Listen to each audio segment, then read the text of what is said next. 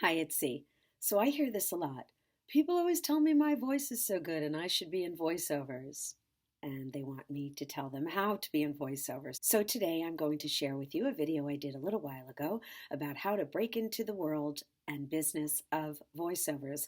I will tell you, anytime I took a voiceover workshop in my life, I sat there in the room and thought, yeah, I have the worst voice in the room, but I know what to do with it and I know how to use it. So it's not just about having a great voice. Sometimes, in fact, that is not even the most important thing. So if you are interested at all in voiceover as a business for yourself or as a sideline, or just because you're curious about it, then do watch this video, which explains the four that you must do if you'd like to break into voiceover as a business.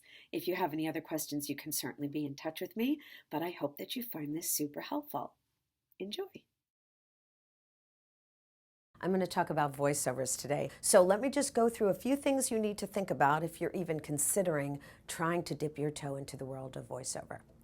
Number one, training. You have to get training. Even if you're a great actor, you have to get probably then just a little bit of training in how to be a really good voiceover actor. But if you're just starting out or you've been doing community theater or any kind of acting like that, it's a different skill. And in fact, I think that working as a voiceover actor, working on mic is very similar or more similar to doing an audition with a monologue than it is to being an actor, because like a monologue, you come into the room by yourself, but we really need to believe that you're speaking to someone directly who isn't physically there with you, someone you bring in the room with you. So you need to get some training, and there are no shortage of books out there to help you to get started in voiceover. There's some really good online training that you can get, and maybe if you live in a larger market, you can find somebody who can work with you, either a company that offers voiceover classes and workshops, or someone who can work with you privately. But you absolutely need to get some kind of training, and there is a little bit of an expense to that, so that's the first thing. And I will say this about voiceover. The four things I'm going to talk about, they're all going to cost you money. What I like people to understand about voiceover is if they're thinking about getting into it, I don't really think you can get started trying to be a voiceover person without putting some money into it. And conservatively, that number is probably around $1,500. You can get it done for that much. Might be a little tricky, but you might have to think in terms of even spending a little bit more than that. So you should know that before you get started. Number two, you're going to need a home studio. And it doesn't have to be a studio. Back in the day, you really needed an entire home studio or a vocal booth, and it cost a fortune. You don't need that anymore. By a home studio, I mean that you have a way to record. Don't use your internal mic on your MacBook. You need to have an actual microphone. It can be a USB microphone, especially if you're starting.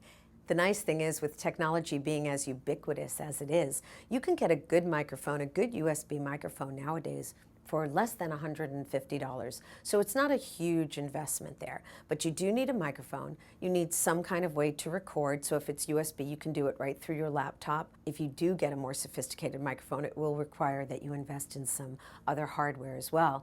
But if you do a USB, you need something to record it through, which is just simply your laptop, and some kind of software.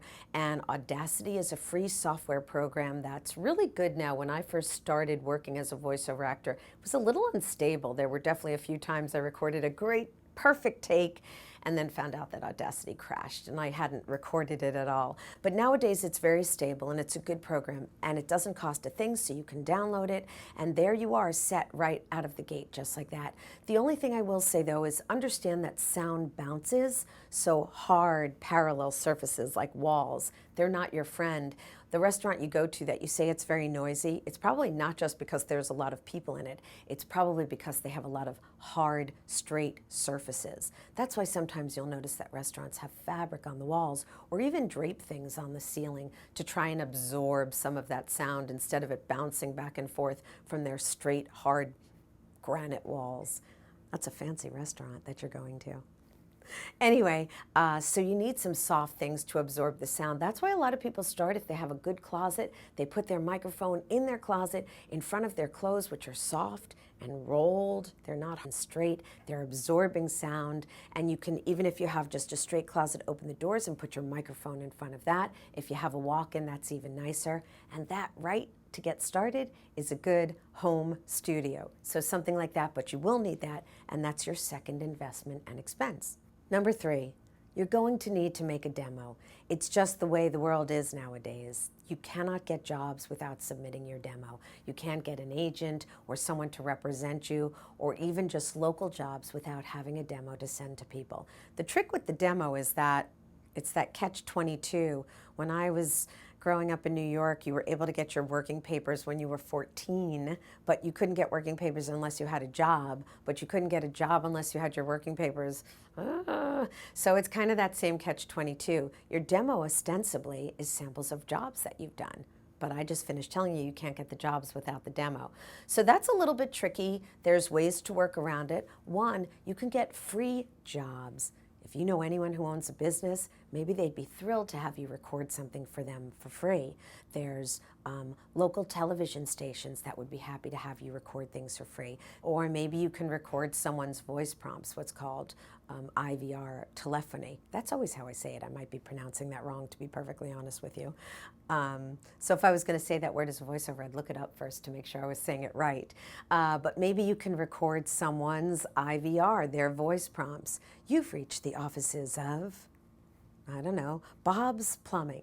To reach Bob, press 1. So maybe you can do things like that. And then, of course, when you're ready to do your demo and you have someone do it with you, and have someone do it with you, you cannot do it alone. You must have somebody do it with you, a producer, director who can help get you through. There's ways to find copy that you can use that will sound like you've actually recorded this job, even if it's something that's being put together just for your demo.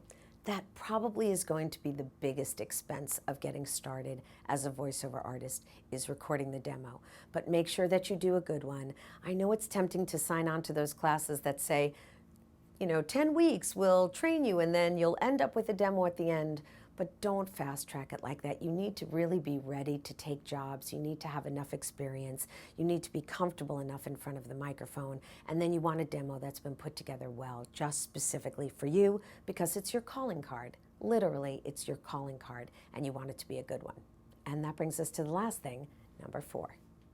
They're called P2P sites, pay-to-play sites, and they are, I don't want to say a necessary evil, because I don't really think they're evil, in fact, but they're sort of a necessary component of getting started as a voiceover artist nowadays. Again, particularly if you're out of a major market and if you're non-union. What you do with the pay-to-play sites is you pay usually a few $100s for the year, and you get auditions sent to you. What's really good is that it's hard to get auditions, again, particularly if you're not in a major market, you're not represented by anybody, and you're just getting started. How do you get those jobs? Well, you get jobs by auditioning for them. And to get the auditions, the nice thing about a P2P site is they come right to you all the time. There's a constant source. You tell them roughly what you're looking to audition for, and they will keep sending them into your inbox.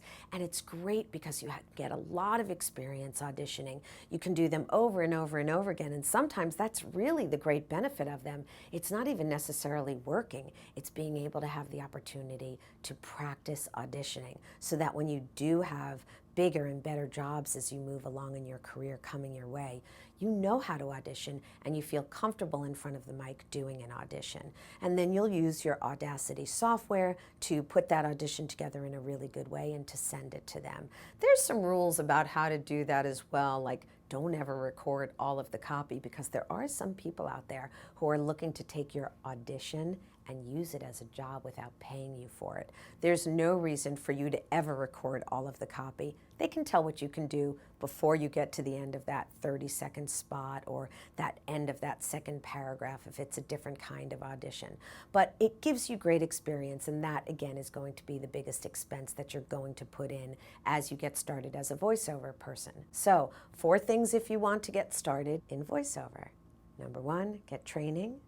Number 2, make sure that you get a home studio, meaning a microphone, some software, and a way to record. Number 3, you're going to need a demo. And number 4, you're probably going to want to join a P2P site, a pay-to-play site, so that you get those auditions rolling in. Once they do, I hope it goes great for you. And if I can be of any help, you know how to reach me. Follow us on social media, and maybe we'll have a chance to work together in the future.